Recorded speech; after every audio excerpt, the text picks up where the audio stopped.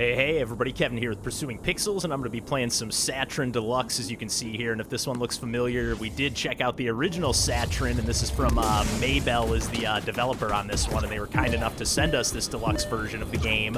But we really loved the original Satryn, which was a free-to-play game on Itch.io, and this is just kind of like an expanded version, because yeah, it's very much the same gameplay. You're basically trying to collect your friends, which are these little blue blobs that I'm collecting. I got 8 on that level, and for every 30 that you collect, you get a 1-up or a free life.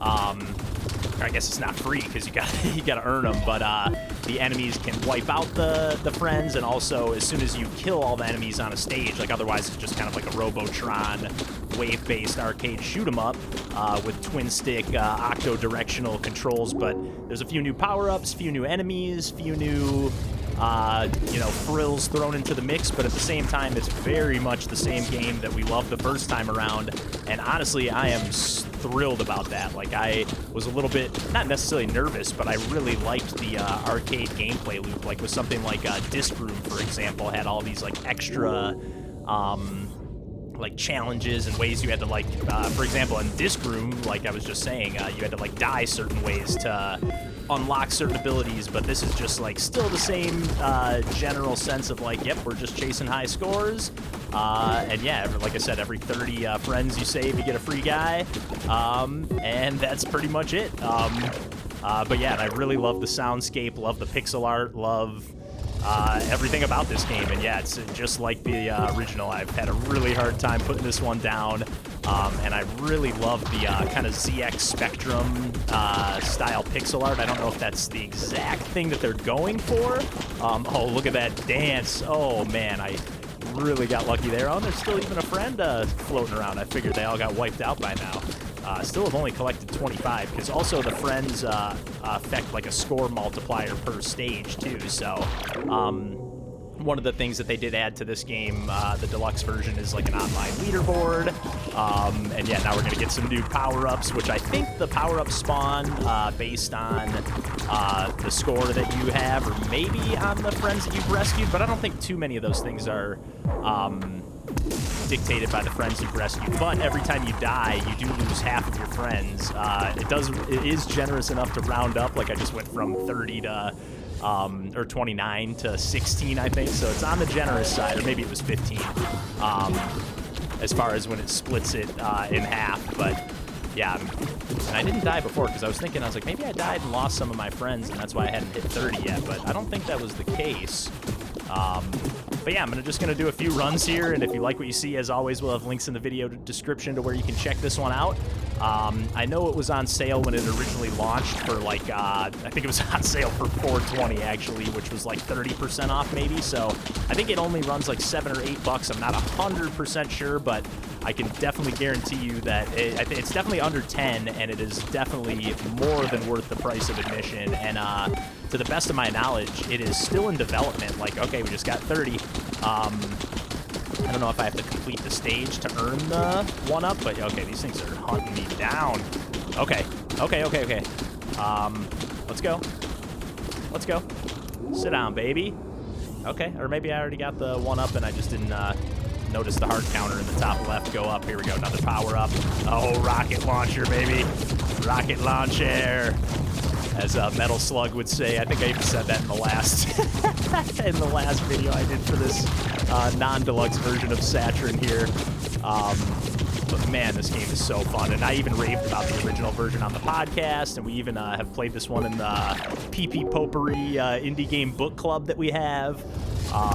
But yeah, this game, it just hit like, it's like version 0.9 something, you know, so I think it is still actively being developed, although it's, you know, beyond polished. I don't always dip into early access stuff unless it's like pretty much ready to roll. But oh hey, I think it actually lets you collect the friends that you didn't rescue if there's still any alive at the end of the stage. I know it was saying that it picks up the power-up for you now. That was one of the things that they changed in the most recent update.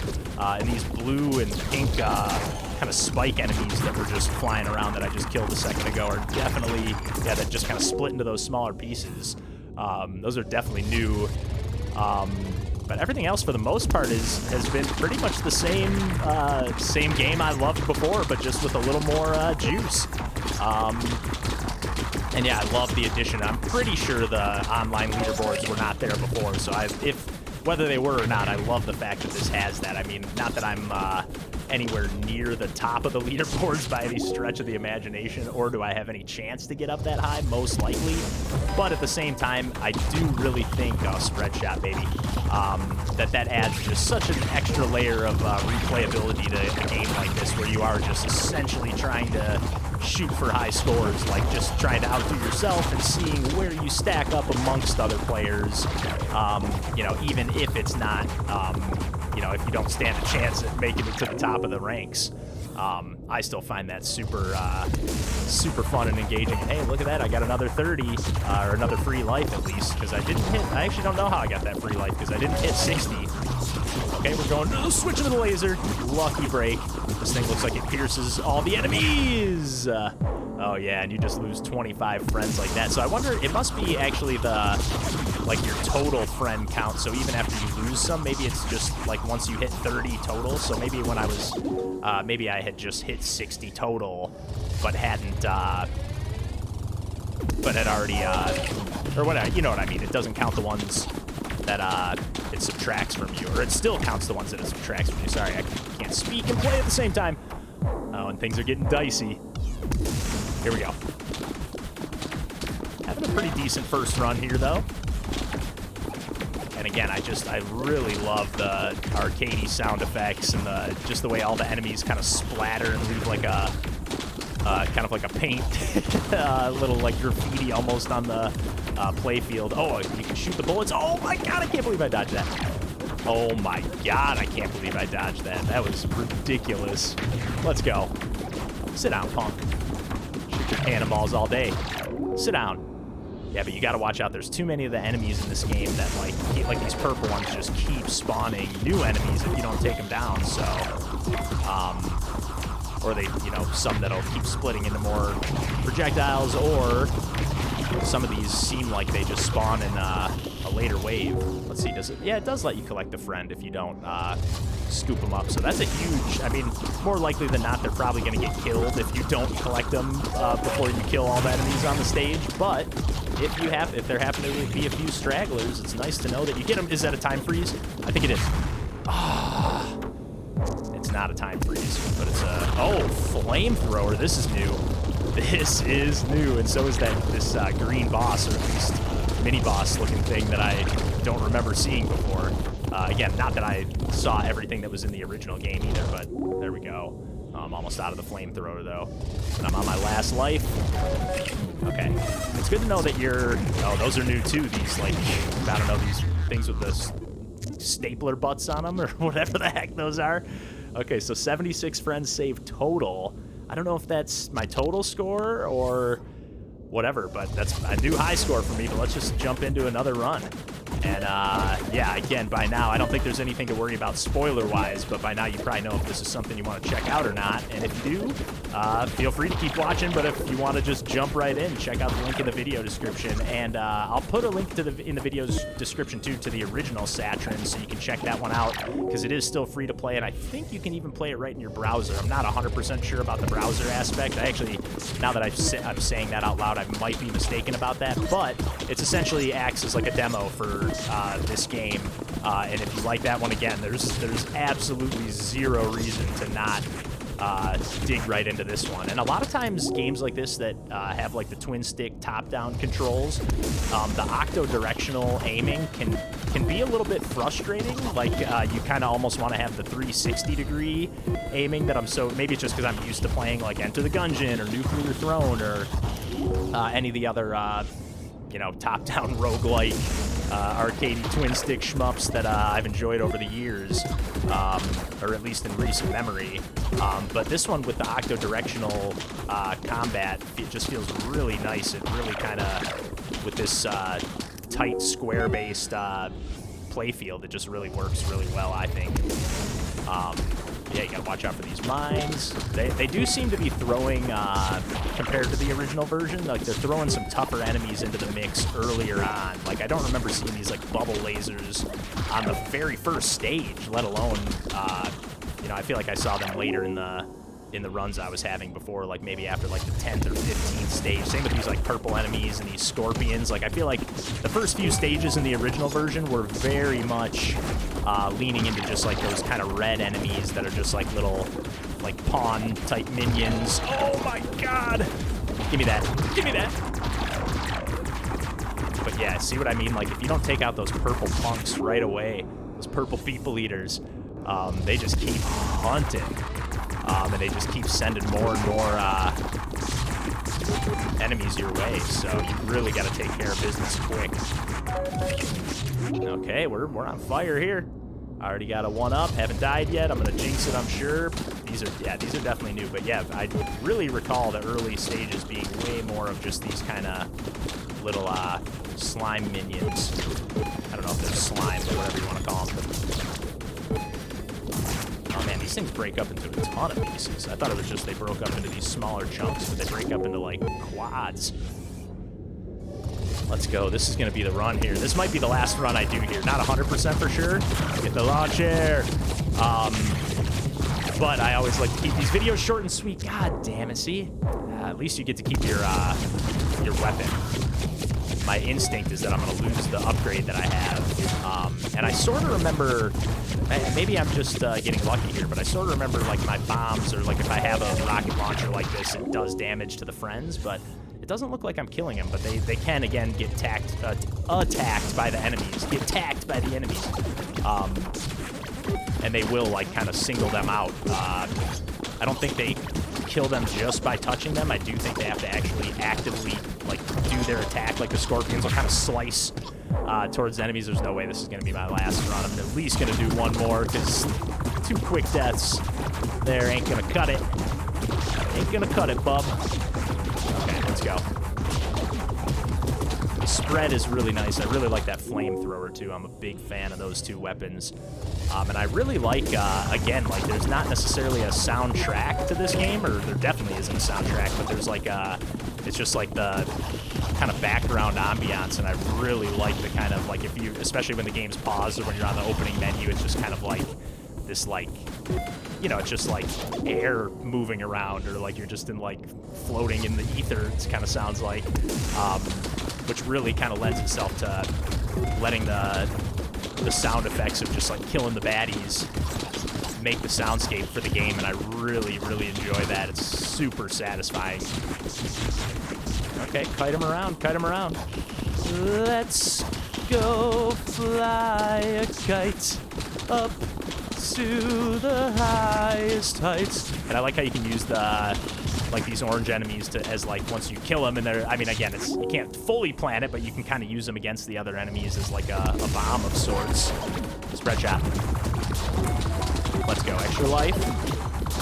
Okay, this is shaping up to be a little better than it was looking for a second. But still, my score is not all that great. I haven't been rescuing many friends in the last few stages. There we go, and I love even like, yeah, that like doo-doo-doo-doo, letting me know that my power-up is run out. Like, I love that. Just a really great touch to let you know, keep you involved in the action where you don't have to keep looking at the UI at all times, which I really appreciate. Oh, take out the perps. Get them. Where's the other one? Oh man, there's a few. Okay. Yeah, look at how much that just clears the playfield as soon as you take care of those. Oh yeah. Rack them up. Rack them up. Shit. Okay. Still got a couple lives left. Pretty sure 0 counts as 1. Oh, what is this? I don't remember the machine gun. Damn it. Definitely not going to be better than my last run, I don't think. I mean, unless I go on a tear here.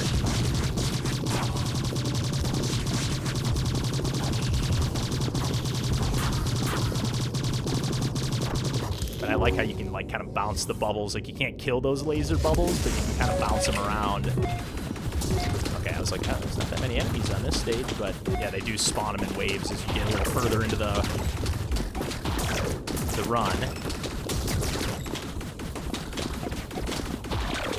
Shit. Oh my god. Oh my god. Get the hell away from me.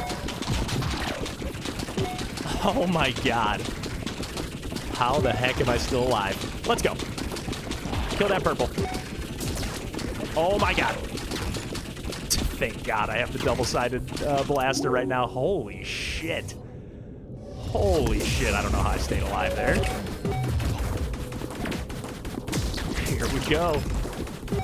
That was ridiculous. Ah, man. Not even close to my high score, but pretty close to my furthest run. And definitely saved more friends, so I think I just played more like a chump that time. So let's do one more run here. And we'll keep this on the short and sweet side, although I have no idea how long these runs have been, but they feel like they're definitely, you know, just pick up and play 5-10 minutes at a time, 15 maybe. And it's perfect for that, although, again, you can easily get sucked into this sort of thing, too, if you enjoy playing the same types of games as me. But, man, those lasers really take out these friends early on. But this game is just so cute, too, and I really, too, haven't even looked in the menus and stuff, but there's a really lovely, like, kind of bestiary, or whatever you want to call it. I don't think that's what it's called in this game in particular, but, like, you know, an enemy index or whatever, and all the weapons, and kind of explaining the rules even of the game to you. Like, it's a really cool, like, even reminiscent of kind of like the side panels of like arcade cabinets that would like teach you the rules, or talk about the character's stats or something like that, in like a fighting game. Like, just a really cool throwback to the retro era of arcade games, but with all the kind of modern quality of life stuff that we've come to love and kind of expect to a certain degree. You know, it's definitely for me a little bit rough to go back and play some of the pure retro games from time to time.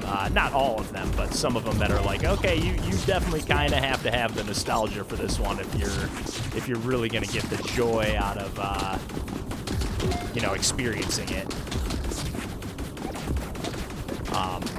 Yeah, sometimes I'm playing the retro stuff these days more for just like the appreciation of it, or just to kind of, you know, just to see what it, you know, what else it's inspired over the years or whatever.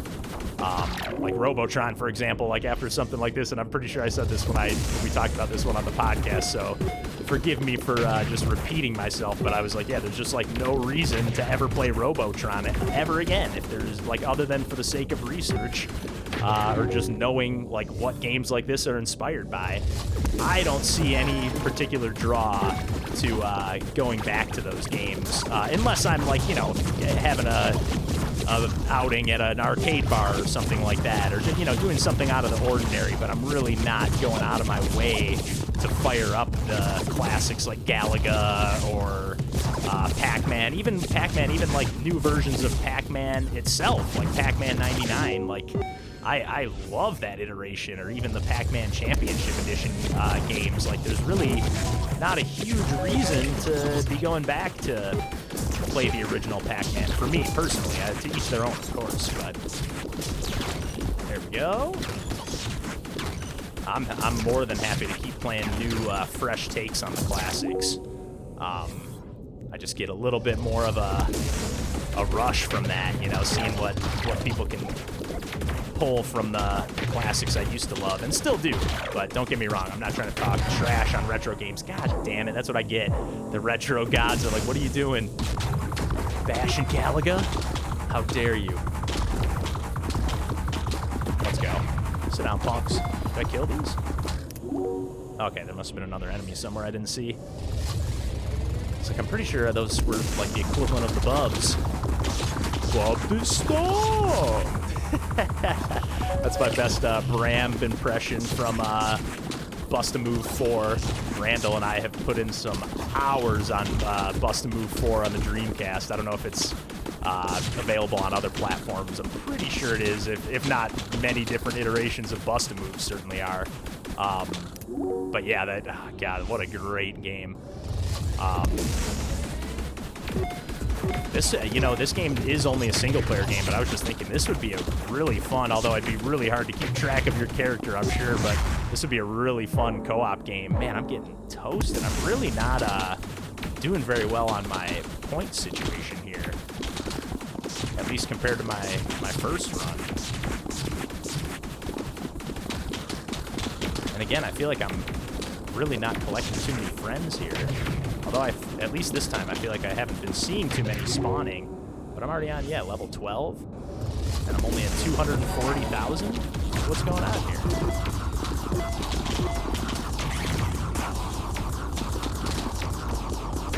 So I don't see any kind of, best of my knowledge, like, other than collecting the friends, I don't know of any other way to, like, multiply or boost your score in any way, so maybe I just have to, gotta do better.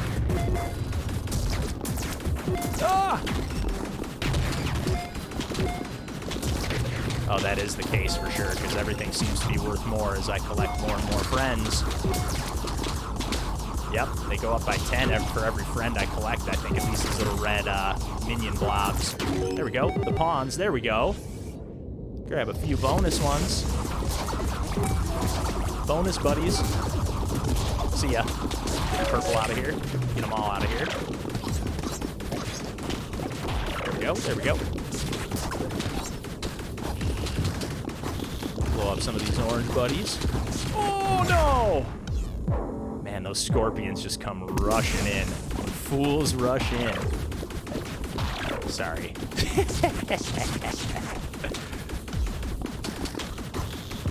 There we go. There we go. It's not going to be a total embarrassment, I don't think, with this score we got going on. Might be able to muster up something.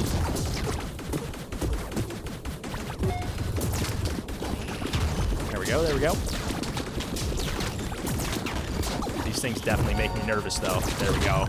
Needed that.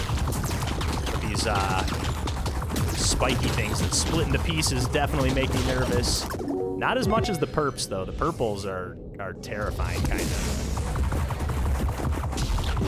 These you can at least, they blow up pretty quick once they've been shattered the first time.